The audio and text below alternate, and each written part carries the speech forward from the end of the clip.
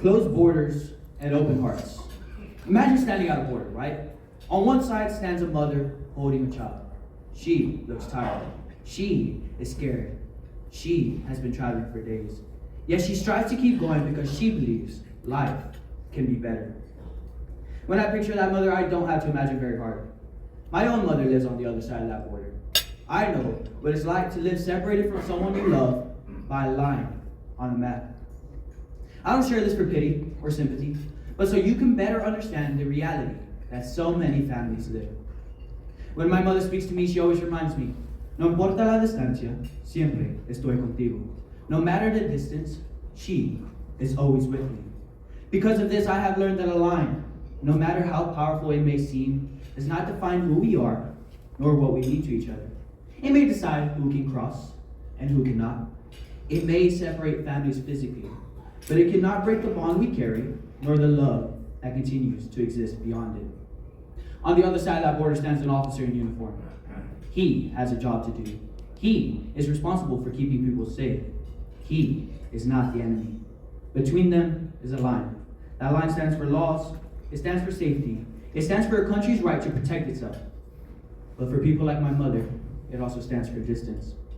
For missed birthdays, for phone calls instead of hugs.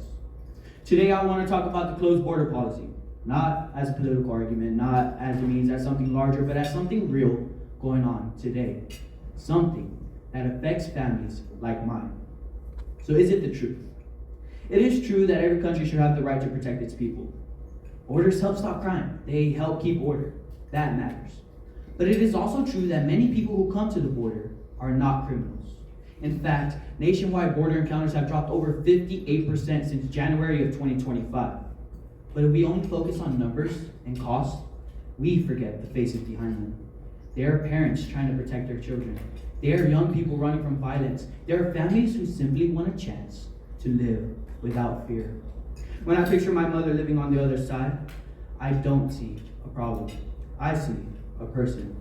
I see someone who loves her family and wants a better life. The truth is not simple.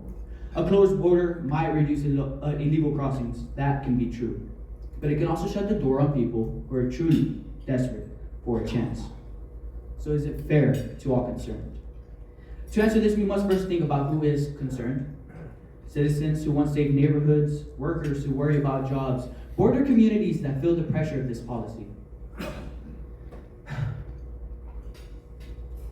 But it also includes families like mine. Is it fair to ignore safety? No. But is it fair to tell a mother that there is no process, no hope, no way to even ask for help? That's harder to answer. Fairness should not mean choosing one side and ignoring the other. No. Fairness should mean balance. We should be able to protect our country and still treat people with dignity. But will it build goodwill? Will it better friendships? When borders close completely, fear can grow. People begin choosing sides. It becomes easy to blame and harder to listen. I have felt that distance.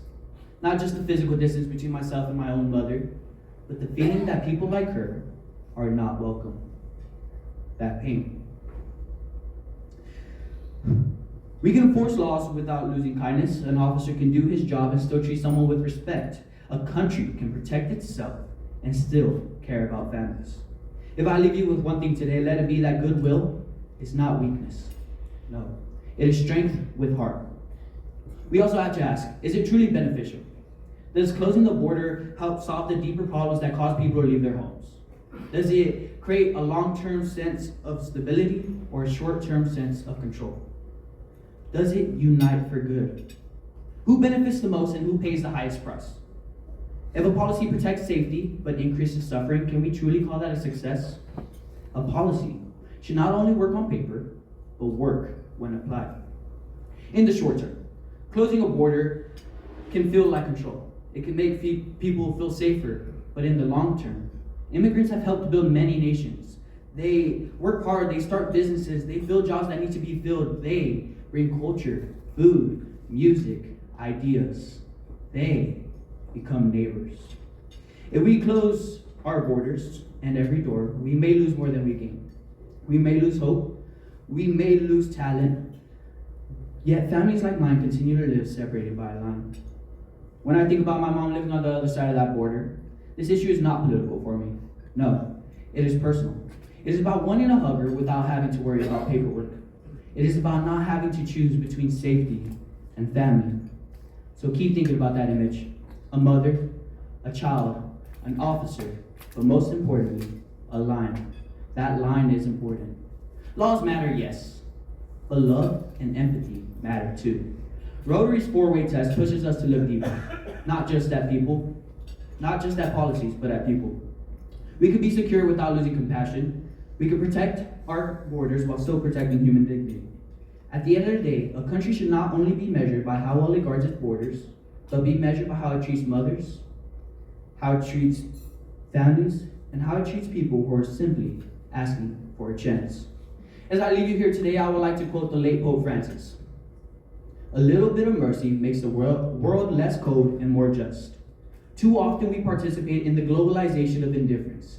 May we strive instead for global solidarity.